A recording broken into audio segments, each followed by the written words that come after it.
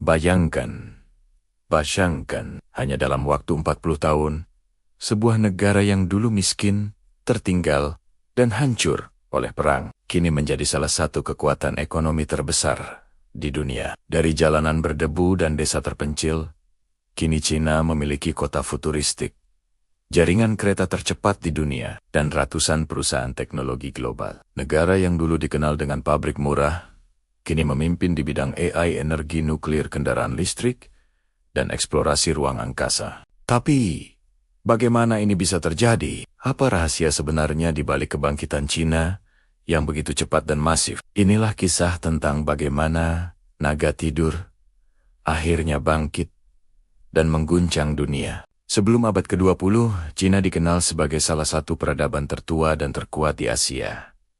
Namun, pada abad ke-19, mereka jatuh ke dalam periode yang disebut abad penghinaan, perang candu, penjajahan barat, dan kehancuran dinasti Qing membuat China disebut The Sick Man of Asia, manusia sakit dari Asia. Karena lemah dan terpecah belah, revolusi, perang sipil, dan invasi Jepang membuat negara ini hancur total. Setelah Perang Dunia berakhir, Mao Zedong mendirikan Republik Rakyat China pada tahun ke-1949, namun awalnya penuh dengan kesulitan. Program lompatan jauh ke depan yang ambisius justru gagal total, menyebabkan kelaparan yang merenggut jutaan nyawa. Dunia saat itu melihat Cina sebagai negara agraris miskin yang seolah tanpa masa depan. Tapi kemudian datang satu perubahan besar yang mengubah segalanya. Pada tahun 1978, seorang pemimpin bernama Deng Xiaoping naik ke tampuk kekuasaan. Ia mengucapkan kalimat legendaris yang mengubah sejarah Cina.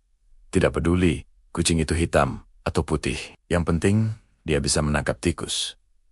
Kalimat ini menjadi simbol pragmatisme ekonomi yang luar biasa. Deng tidak peduli lagi dengan perdebatan kaku antara ideologi komunisme atau kapitalisme. Yang terpenting baginya adalah bagaimana rakyatnya bisa hidup makmur. Maka Deng meluncurkan program reformasi dan keterbukaan atau open door policy.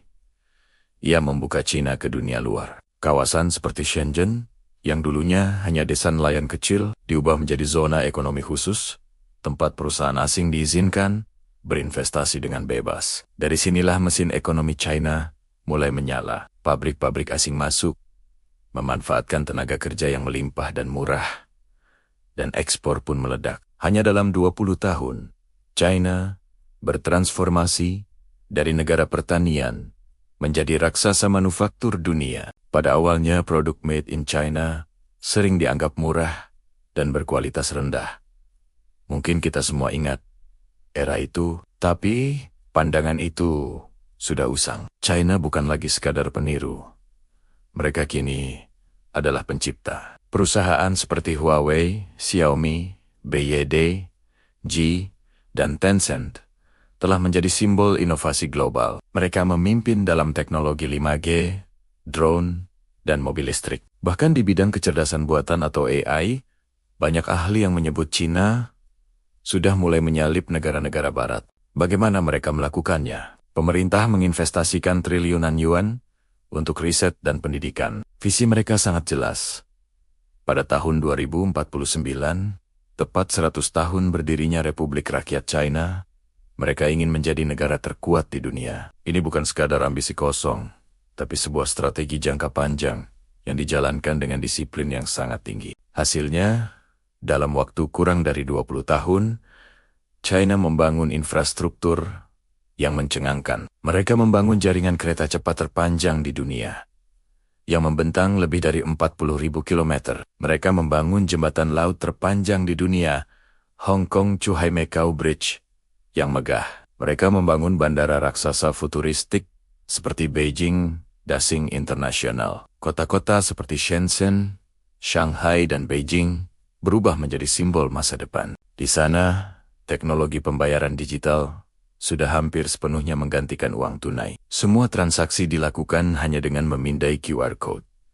Mereka membangun kota pintar, sistem transportasi otomatis, dan proyek energi bersih dalam skala masif. Semua ini didukung oleh sistem pemerintahan yang terpusat efisien, dan sangat fokus pada hasil. Jika dibandingkan pertumbuhan infrastruktur, China dalam 20 tahun terakhir bisa dibilang lebih cepat dari gabungan negara-negara maju di Eropa. Namun, ambisi China tidak berhenti di dalam negerinya. Mereka juga membangun dunia. Pada tahun 2013, Presiden Xi Jinping meluncurkan proyek raksasa Belt and Road Initiative atau BRI. Ini adalah jalur perdagangan modern yang menghubungkan Asia, Afrika, dan Eropa.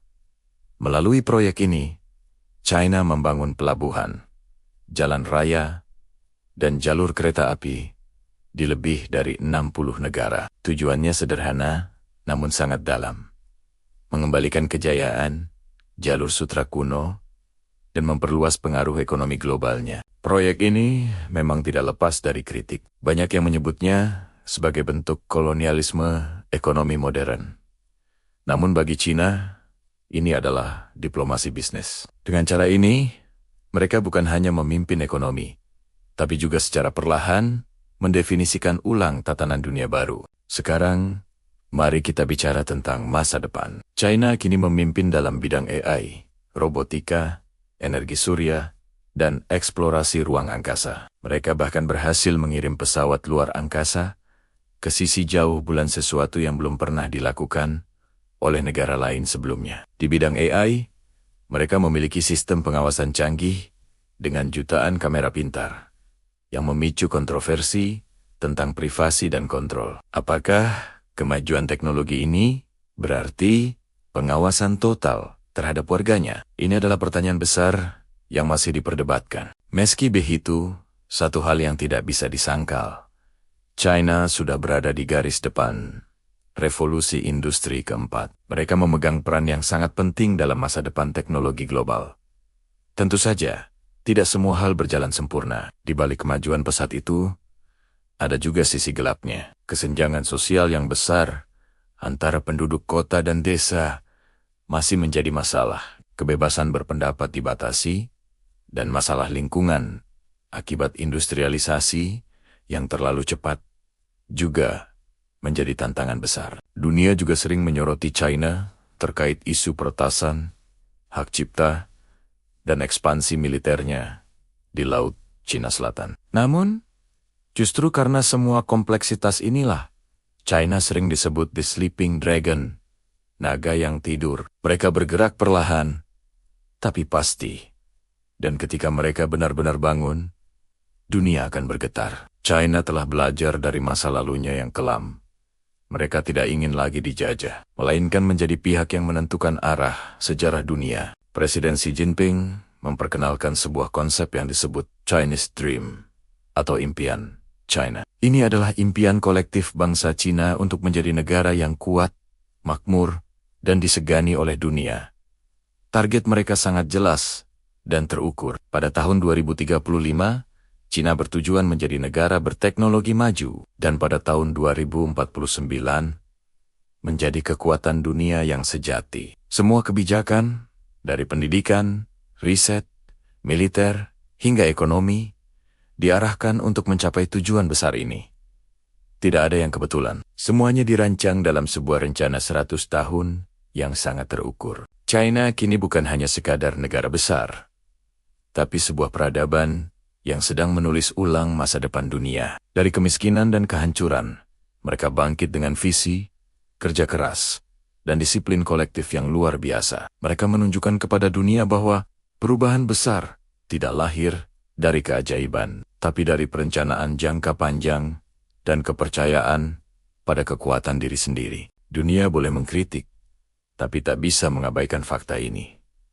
China kini adalah salah satu kekuatan paling berpengaruh di planet ini. Mungkin benar kata pepatah kuno yang pernah diucapkan Napoleon. Biarkan China tidur, karena ketika dia bangun, dia akan mengguncang dunia. Dan kini, naga itu sudah benar-benar terbangun. Kalau kamu ingin tahu bagaimana negara-negara lain bisa belajar dari kebangkitan Cina dan apa dampaknya bagi masa depan dunia, jangan lupa subscribe. Karena di channel ini, kita akan terus membahas rahasia di balik kebangkitan peradaban besar dunia satu babak demi satu babak. Terima kasih sudah menonton, dan sampai jumpa di video berikutnya.